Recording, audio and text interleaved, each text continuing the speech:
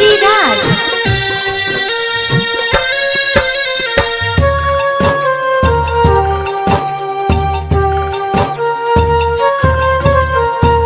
दुख चाहे सुख होके सब हम सहनी, ससुरा के बात नहीं नैहर में कहनी। राजा जी सुनी, दुख चाहे सुख होके सब हम सहनी, ससुरा के बात नहीं नैहर में कहनी।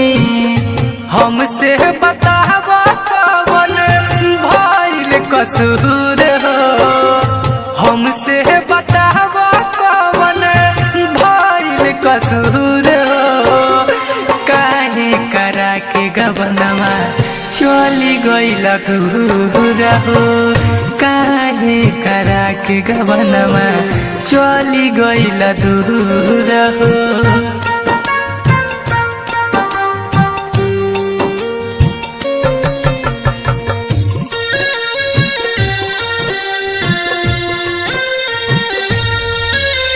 कहल कमाए जातानी रानी जल्दी चलिया, तू जो न भूली हो हमरा के ना हम तहरा के भुलाई।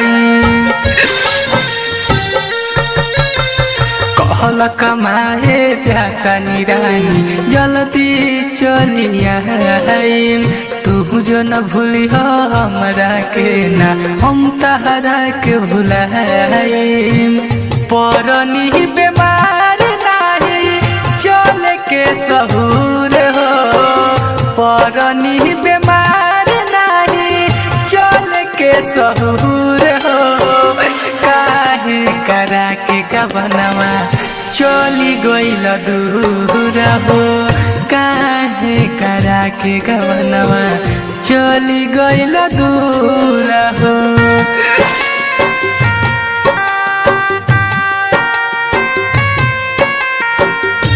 म्यूजिक बाय ऋषि राज।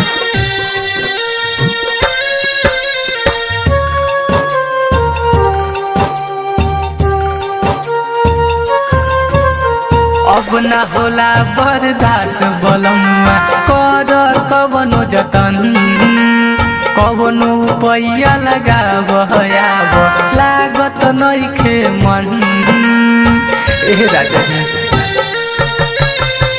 अब न होला बर्दाश्त बलमुआ कर कवनो जतन, कवनो पैया लगाब हयाब लागत नइखे मन।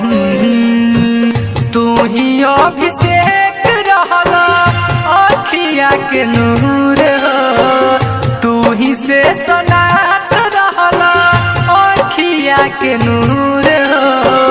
काहे करा के गबनमा चली गइल दूर हो, काहे करा के गबनमा चली गइल दूर हो।